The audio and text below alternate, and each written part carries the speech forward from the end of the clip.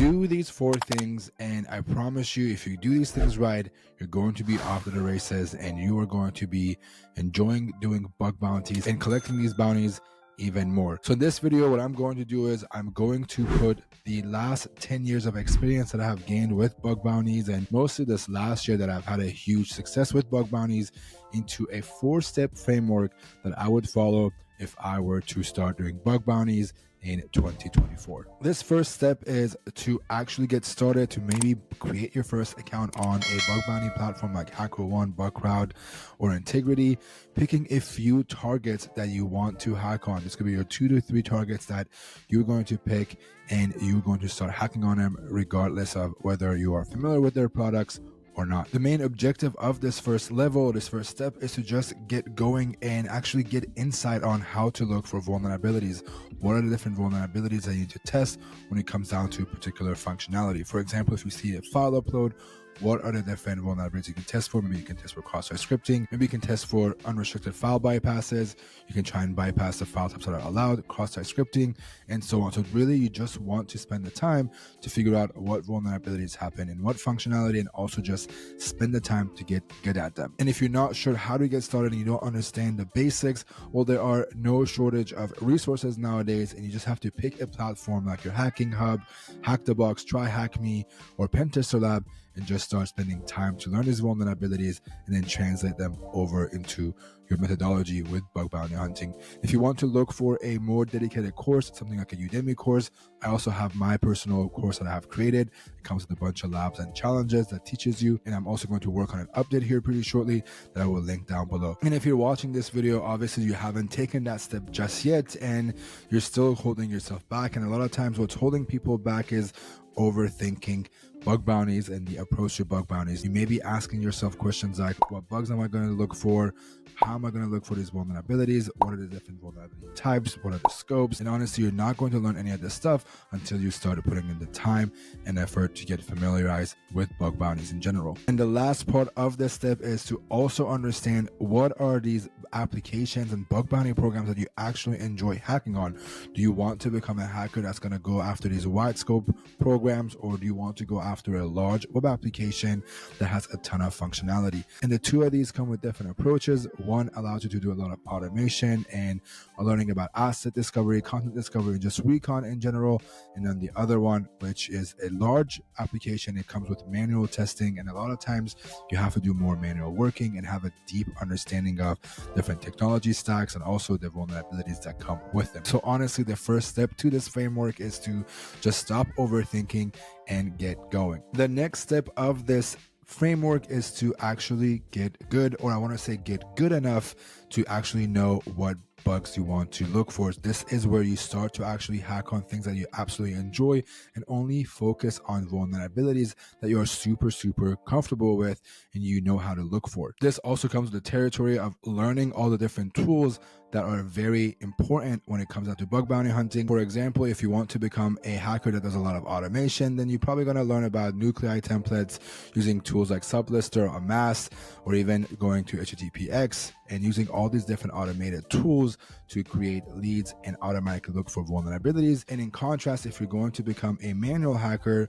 or more someone that looks at web applications and breaks them apart, you're probably going to use more tools like Burp Suite, the good plugins that come with it, and also using tools like JS Link Finder, or just monitoring JavaScript files that shows you new functionality. So keep in mind that the second phase is most about your methodology and really understanding what you're really good at, what is the path that you want to go down, and what are the tools that come with it. Also keep in mind that this is not the end of it all. It's not that you have to just stick to one path. This whole point of this second phase is to learn about yourself and really understand what is it that you enjoy. So you don't have to pick one or the other. You can do both. You can do a little bit of one or the other, but this point is just really get to know yourself as a hacker before we get to the next phase, which is to get smart. This is where you really want to understand what is it that you do as a bug bounty hunter. In the second phase, you're still dabbling in automation, maybe manual hacking, you're doing a little bit of both. The second phase is between your first 10 to 20 submissions, but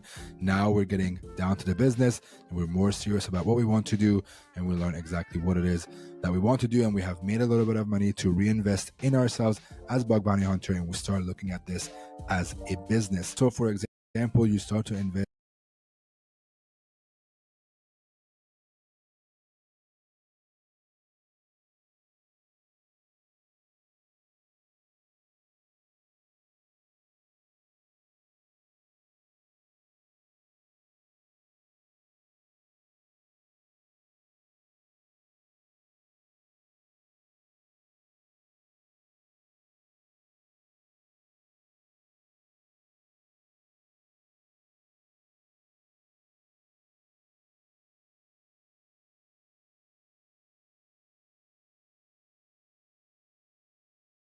Bug bounty hunting sounds exciting, doesn't it? Especially when you see people sharing their big wins online. But when you're starting out, it can feel impossible. Everyone's finding bugs except you. I've been there, and I get it. Stick with me till the end of this video, and you'll know exactly how to find your first bug, even if you're starting from scratch. Before we dive into the nitty-gritty, let's talk about the foundation. You don't need to master every hacking tool or vulnerability before you start bug bounty hunting, but you do need the basics. Learn how to poke around websites using tools like Burp Suite, test parameters to see if you can change or remove them, and perform simple scans with tools like Nmap.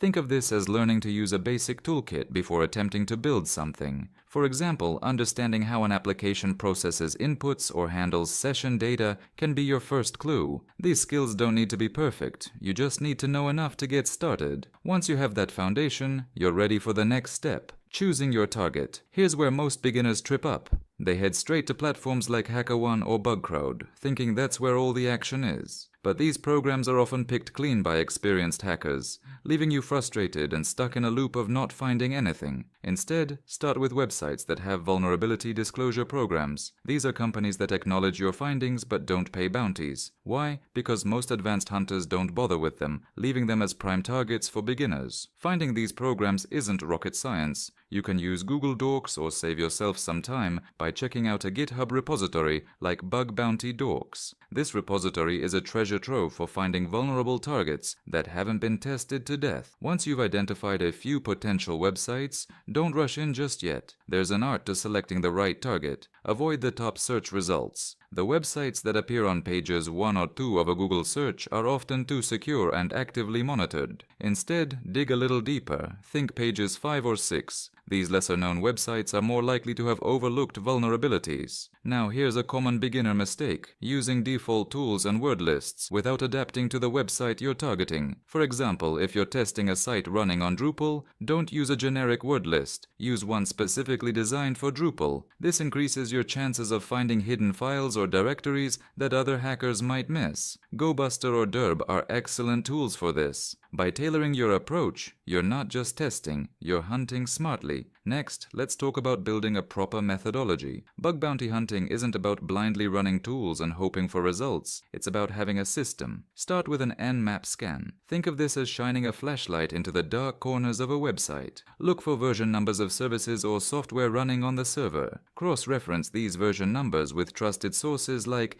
𝗥𝗿𝗄𝗏 or Rapid7 to check for known vulnerabilities. Here's a word of caution. Not every result you find online is reliable. If a random forum claims a version is vulnerable, don't waste time on it unless it's backed by credible sources. After checking for vulnerabilities in the server's configuration, move on to directory brute forcing. This step is often overlooked, but it's where you can find gold, hidden files, backup configurations, or even admin portals. Tools like GoBuster are your best friends here. Use them to uncover what's tucked away. Now here's the deal. I'd love to show you step-by-step hacking tutorials here on YouTube, breaking it all down for you, but the truth is, those videos would get taken down faster than you can say, "Get the fuck out of here." In fact, one of my most popular videos, where I explained how I hacked my uni purely for educational purposes, didn't even last a week before YouTube nuked it. But if you really want to learn hacking the right way, no fluff, no BS, and everything laid out in a structured path, then you've got to check out Cyberflow's Academy, my community where I don't just talk about hacking, I show you. We're talking things like setting up your own pen testing lab, step by step, mastering Linux commands while tearing through Metasploitable 2, website hacking basics, real stuff. No script kiddie nonsense. Juicy intel gathering methods that'll make you a recon expert, exploiting file upload vulnerabilities and even getting your hands dirty with Burp Suite. And yeah, we've even got the infamous How I Hacked My University tutorial in there, so if you're ready to go from just watching to actually doing, check it out. Links in the description. Have you ever dreamed? Bug bounty hunting sounds exciting, doesn't it?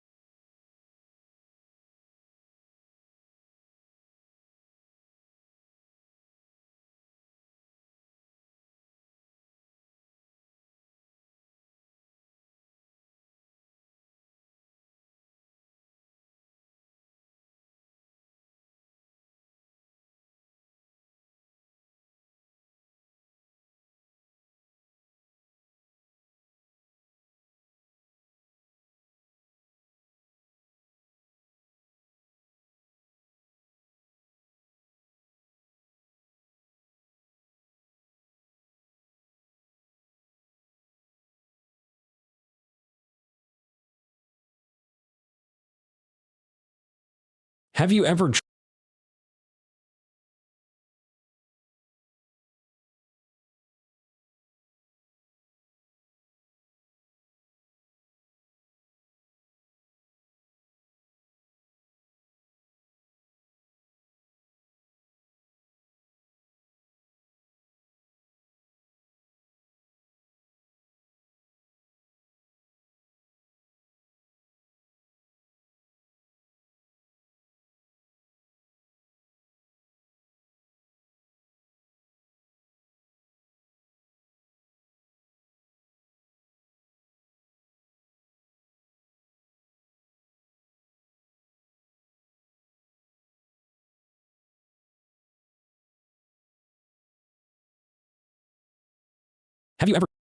dreamed of becoming a hacker who can find and fix bugs in websites and apps and get paid for it? If you answered yes, then you might be interested in bug bounty hunting, a profession that is growing in popularity and demand. But what is bug bounty hunting, and how can you start your journey?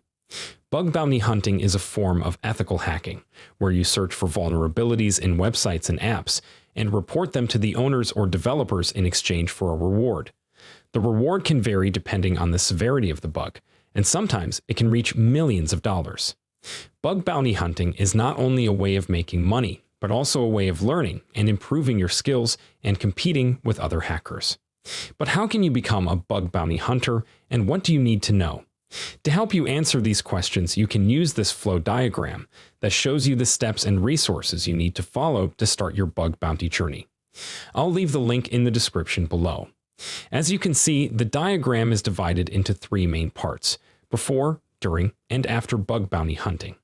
Let's go over each part in more detail. Before you start bug bounty hunting, you need to have some basic knowledge of programming and web technologies. This will help you understand how websites and apps work, and how to find and exploit their weaknesses. The most important thing you need to learn is JavaScript, the language of the web. JavaScript is used to create dynamic and interactive web pages, and it is also the source of many vulnerabilities. You need to master the syntax, features, and concepts of JavaScript. The next thing you need to learn is one programming language that you can use to automate your tasks and create your own scripts and tools. You can choose any language that you are comfortable with and that has good support for HTTP requests and string processing libraries. I personally use Python for quick and easy tasks, and Go for more complex and efficient tasks. You need to master the basics of your chosen language and be able to write scripts on the fly. I'll leave links to resources in the description. The last thing you need to learn is regular expression, a powerful tool that allows you to search, match, and manipulate strings. Regular expression can help you extract, filter, and modify data from websites and apps, and make your scripts and tools more effective. There are many online platforms where you can find and join a bug bounty community and interact with other hackers. Some of the platforms I recommend are 𝗕𝗵𝗵𝗶 Discord channel, who's a fellow creator and a bug bounty hunter. You can chat with other hackers, ask questions, and participate in live hacking sessions.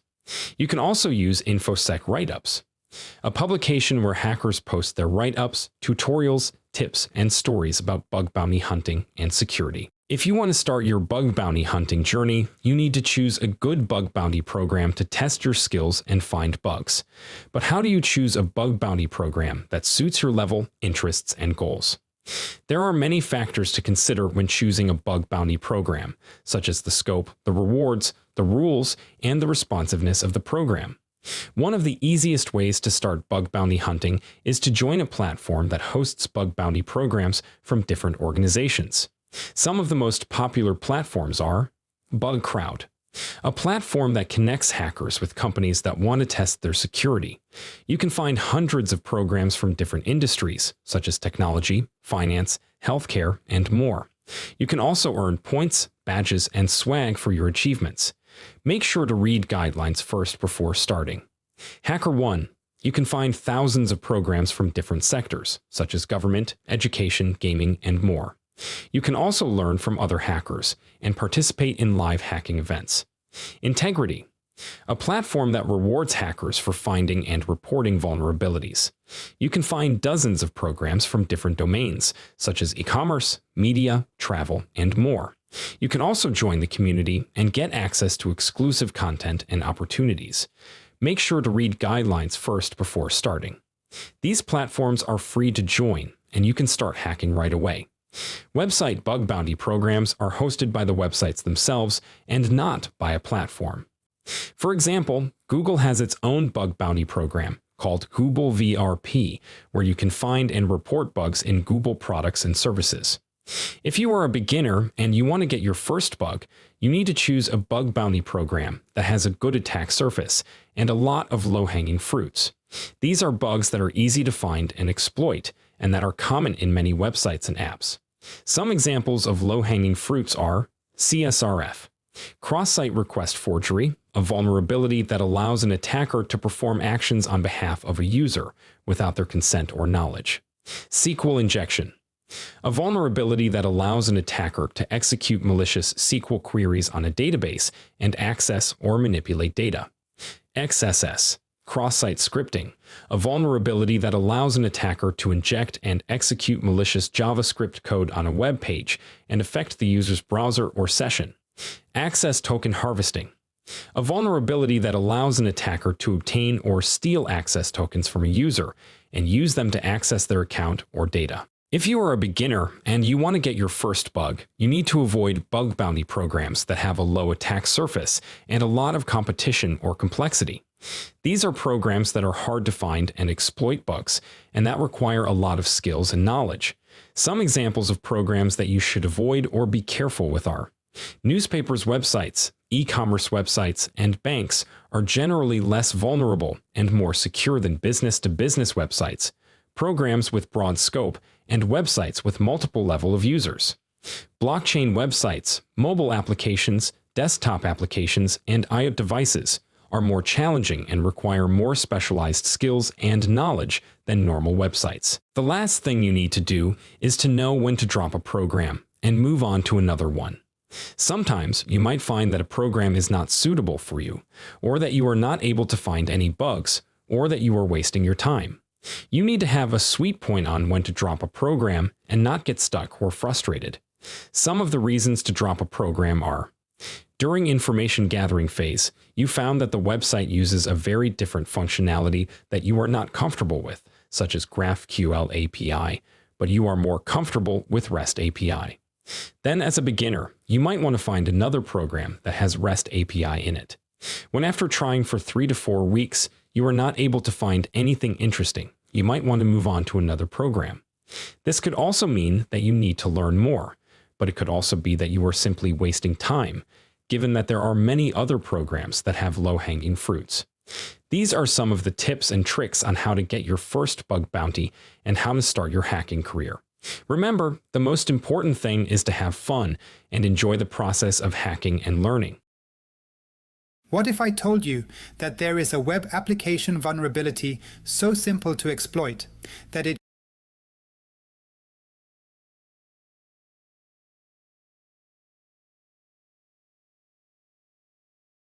Have you ever dreamed of becoming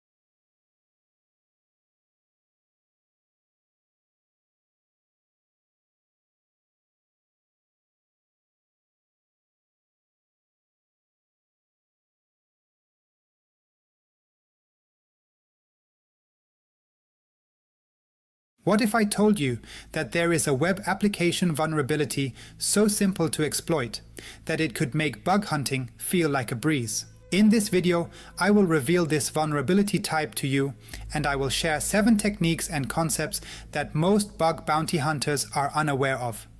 You can easily apply these techniques to your bug bounty hunting and hopefully score some juicy bounties. But that is not all. At the end of this video, I will show you how you get free access to a cheat sheet containing everything discussed in this video. But first, let me show you a bug bounty report demonstrating how effective this bug class is. Back in 2021, a bug hunter earned a bounty of $49,500 from Facebook from the bug class we are going to discuss today. Back then, a bug hunter started exploring the functionalities of Instagram Reels. He discovered the following endpoint. Here, Clips Media ID refers to the ID of the reel, and Upload ID is the ID of the new thumbnail photo to be used. By modifying the Clips Media ID to another Reel's ID, the researcher was able to replace thumbnails on Reels of other users. The implications were huge. By just knowing a Reel's media ID, an attacker could change the Reel's thumbnail. Let's illustrate this vulnerability type in a simple real-world example. Imagine you're on your company's internal site and the URL reads, "This will display your salary information." What do you think happens if we change that number ID at the end of the URL? With just a minor tweak. Suddenly, you're looking at someone else's salary details. No passwords were asked and no permissions were checked. You've just bypassed a serious access control issue with a simple change. This is a classic example of an IDOR. Insecure Direct Object Reference, or IDOR, is a type of access control vulnerability that arises when an application uses user-supplied input to access objects directly. The impact of this simple vulnerability type can be massive. From personal data leaks to unauthorized data manipulation, the consequences can affect millions of users. Now, let's dive into the practical side of things. I will show you 7 techniques on how to hunt for IDORs. First, let's talk about the most critical part, knowing what to look for. The parameters in a URL or API request can often give away potential vulnerabilities. Here are the top parameters you should look out for when hunting for IDORs. Don't worry about jotting these down. Everything we cover will be provided in the free cheat sheet at the end of this video. Let's get directly into the next tip. What do you think this string is? It is a UUID, a universally unique identifier. While hunting for IDORs, you will often encounter UUIDs. They are designed to be non-guessable, which might seem to shut down avenues for exploitation. Many bug bounty programs do not consider IDORs on UUIDs as a vulnerability. But don't be deterred. Here are a few tricks to test these seemingly secure IDs. First, look for leaks. UUIDs can sometimes be exposed in other parts of the application. Check logs, error messages, and the page source. Next, don't assume all UUIDs are created perfectly. Test if they are truly non-guessable. Sometimes, developers implement custom UUID generation methods that may not be as random as expected. You can also try simpler UUIDs. Replace a complex UUID with basic numeric sequences or predictable patterns. You'd be surprised how often the default values are overlooked in access controls. Finally, dig in the archives. Utilize tools like the Wayback Machine or Common Crawl. These archives might hold versions of the application where UUIDs were exposed, which you can utilize.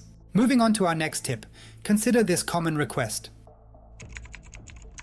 If you can't find an IDOR on the user ID parameter, try to add another user ID into the mix like this.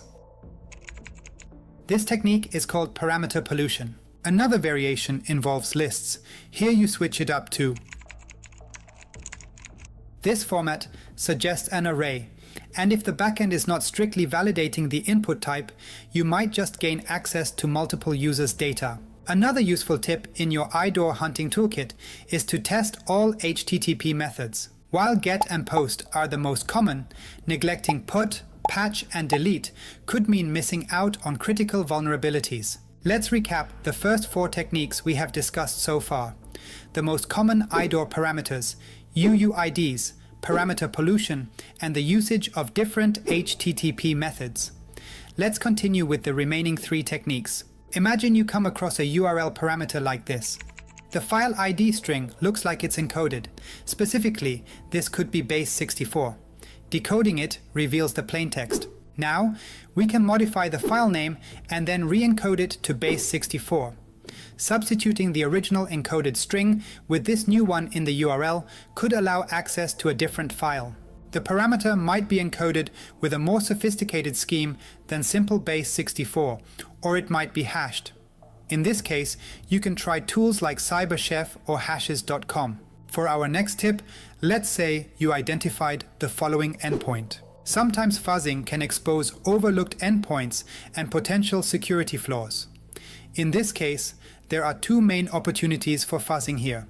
First, you can fuzz the version number. The second fuzzing point is right after view. Here, appending different terms can reveal hidden or undocumented endpoints. Not every endpoint will blatantly show an ID parameter, but that doesn't mean it's secure from IDOR vulnerabilities. If you're working with an endpoint that does not have any parameter, start testing by appending potential ID parameters.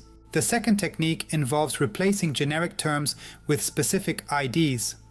Often, endpoints use placeholders like self or user to refer to the current session's user. We have now looked at 3 additional techniques to identify IDOR vulnerabilities, namely, how to handle encoded or hashed IDs, how to fuzz endpoints for IDORs, and what to do when no ID is present in the URL. And since you are still watching, let me add a bonus tip on top. IDORs can sometimes be combined with cross-site scripting. Specifically, when you combine IDOR with self-XSS, you can often create a stored XSS targeted towards a specific user. Consider a scenario where you can create a folder via an API. The impact of a self-XSS in the folder name would be rather limited, since you can only expose yourself to it. However, if there is also an IDOR vulnerability in the user ID parameter, such that you can create folders for different users, you can chain these 2 vulnerabilities. In this case, you would be able to store malicious scripts directly in the workspace of other users. When this user accesses his workspace, the XSS triggers. Through chaining these 2 vulnerabilities, the impact got significantly increased. But if you don't understand cross-site scripting, everything I have just told you is completely useless. Therefore, please click the video on the screen where I detail everything you need to know about cross-site scripting. Also check out the link in the description to the IDOR cheat sheet, where I collected all the information from this video completely for free. That's it for today. Thanks for watching, and don't forget, stay curious and happy hacking. If your goal is to learn about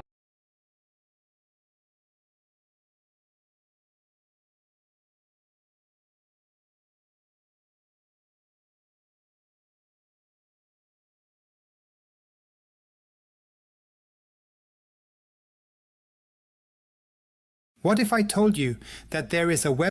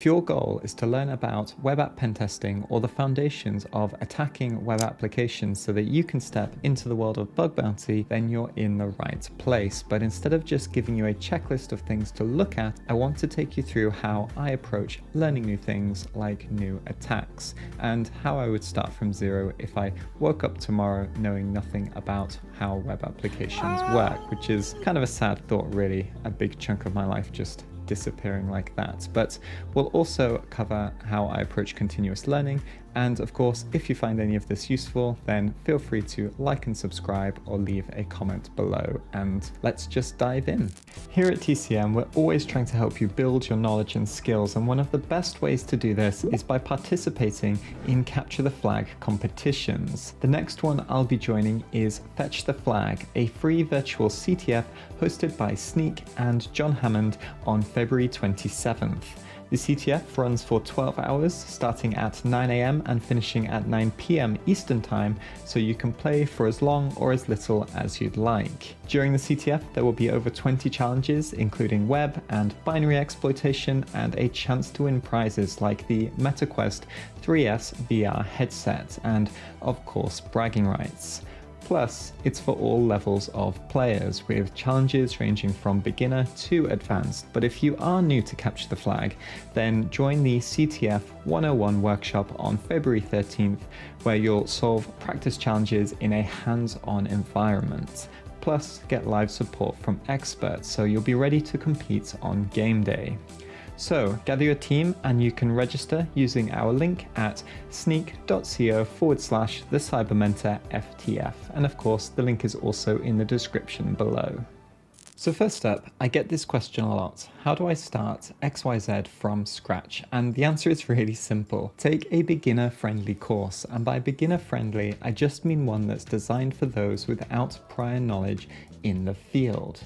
Courses in general are designed to structure your learning and be a time-efficient way to learn something.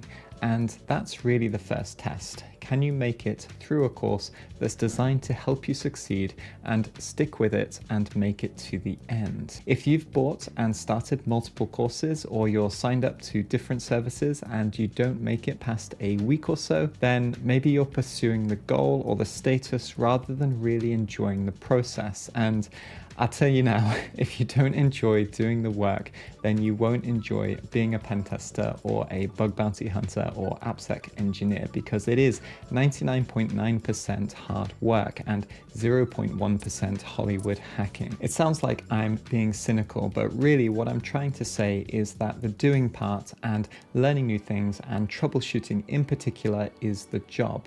That's it. And being curious about why something didn't work or why an application gave a particular response is really important. Otherwise, you're going to end up very, very frustrated a lot of the time. So going back to courses, which course should you take? In my opinion, go onto YouTube. Most creators have some content on there. Find out which one you vibe with the most and who explains things in a way that keeps you engaged and helps you understand, and then go with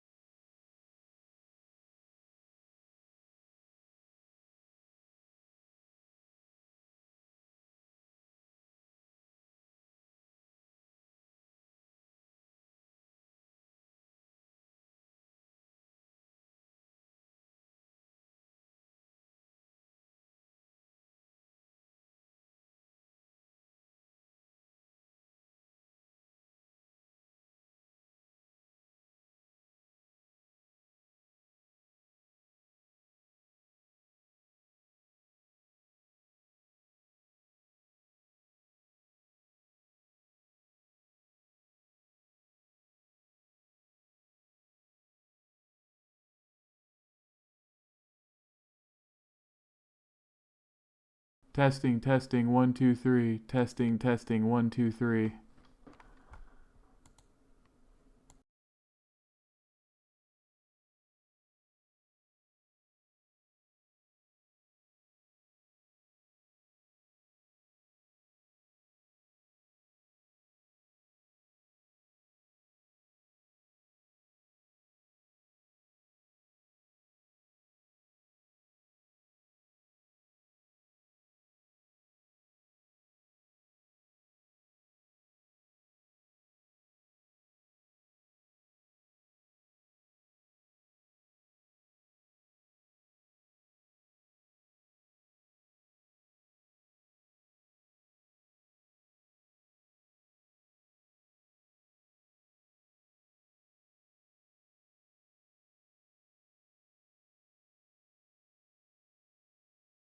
It must be OBS chat. Let me see if I can get that like shut down and jump right back into stream. Give me 1 second. I'll be right back into the stream.